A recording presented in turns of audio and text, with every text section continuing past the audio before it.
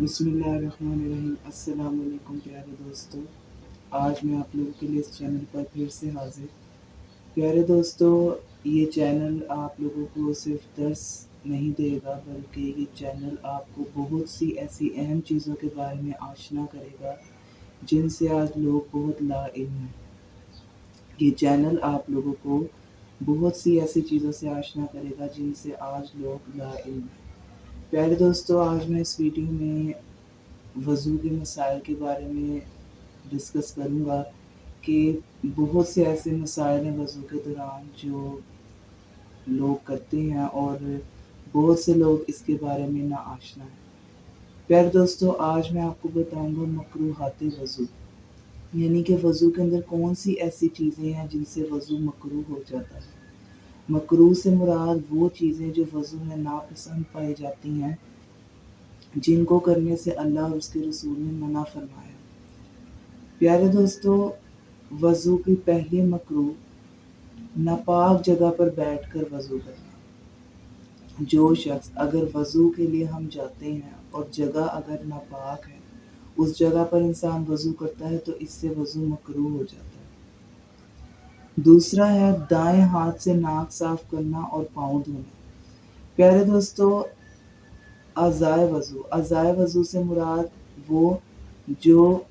اعضاء سے مراد وہ چیزیں جو دھلتی ہیں، جیسے منہ، پاؤں، ہاتھ، یہ اعضاء ہیں، وضو کے اعضاء ہیں۔ تو ہر ایک اعضائے وضو کو دھونا، دائیں ہاتھ سے دھونا یہ فرض ہے۔ ہر چیز کو دائیں ہاتھ سے دھونا چاہیے، لیکن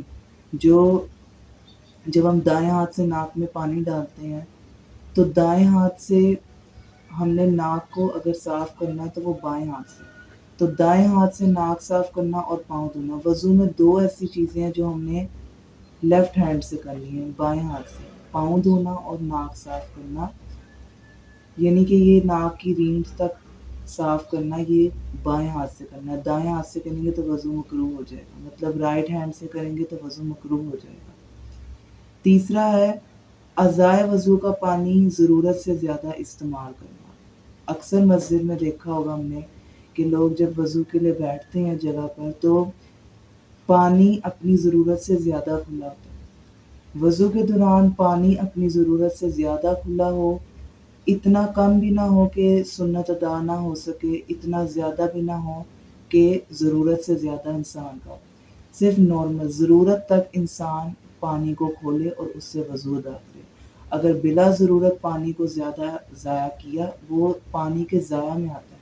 پانی ضائع کرنا تو ویسے بھی درست نہیں، تو وضو کے دوران بلا ضرورت نل کھولنا، اعضائے وضو کا پانی بلا ضرورت استعمال کرنا، یہ بھی وضو میں مکروہ تحریمی ہے، مکروہ ہو جاتا ہے اس سے وضو۔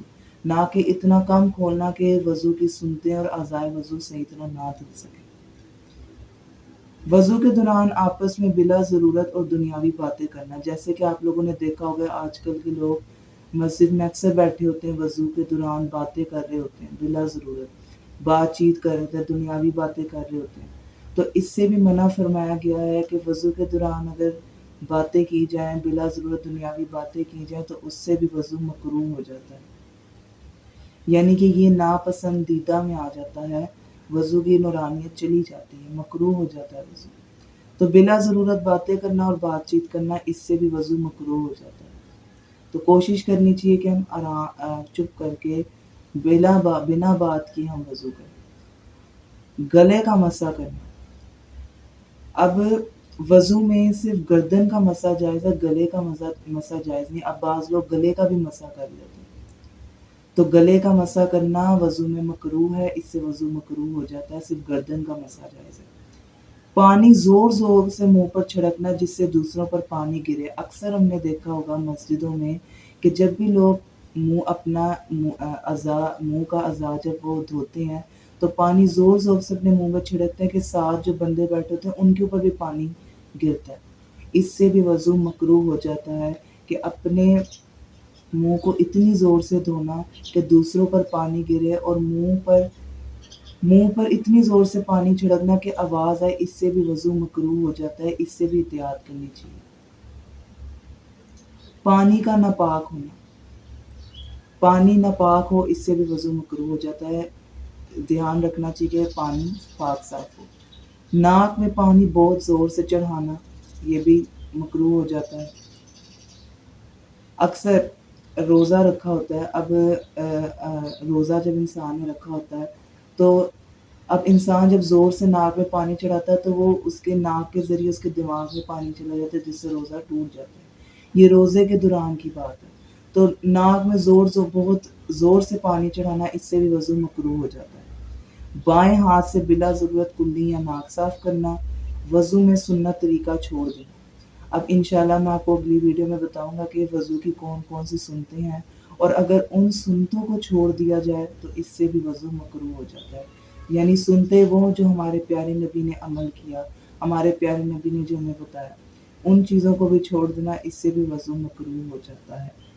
ایک ہی عضو بلا ضرورت 3 مرتبہ سے زیادہ ہونا، اکثر آپ لوگوں نے دیکھا ہوگا کہ لوگ اپنا بلا ضرورت عضو کو 3 بار سے زیادہ دھوتے ہیں، یہ بھی وضو میں مکروہ ہے۔ اسلام نے جو اجازت دیا ہر عضو کو، ہاتھ کو 3 بار دھونا، منہ کو 3 بار دھونا، بازو کو 3 بار دھونا، لیکن اگر بلا ضرورت 3 سے زیادہ ہم دھوئے جائیں گے تو اس سے بھی وضو مکروہ ہو جائے گا۔ وضو کے دوران بلا ضرورت دوسرے سے مدد لیں، اگر ضرورت ہے تو مدد لیں، اگر بلا ضرورت لیں گے تو اس سے بھی وضو مکروہ ہو جائے گا۔ تو یہ وہ مسائل ہیں جن سے آج اکثر لوگ ناآشنا ہیں، تو اسلامک بیان اسٹوڈیو آپ لوگوں کو ان مسائل کے بارے میں بتائے گا۔ اللہ سے دعا ہے کہ اللہ ہمیں ان مسائل پر عمل کرنے کی توفیق عطا فرمائے۔ آپ لوگوں سے گزارش ہے اس ویڈیو کو آگے شیئر کریں، ہم اسی طرح ویڈیو بھیجتے رہیں گے، اسی طرح نماز کے مسائل، نماز میں کیا مکروہ چیزیں ہیں، نماز کی کیا سنتے ہیں، اسی طرح اسلامک بیان اسٹوڈیو انشاءاللہ آپ لوگوں کو ان چیزوں کے بارے میں بتائے گا، اور انشاءاللہ ہم ان مسائل پر عمل کریں گے۔ اللہ کی بارگاہ میں دعا ہے اللہ ہمیں ان مسائل کو درست کرنے کی توفیق عطا فرمائے، اللہ تعالیٰ ہمیں ان پر عمل پیرا ہونے کی توفیق عطا فرمائے۔ اس ویڈیو کو آگے شیئر کریں اور تاکہ بہت سے لوگ اس کو دیکھ سکیں اور ان مسائل کو اصلاح کر سکیں۔ اس ویڈیو دیکھنے کا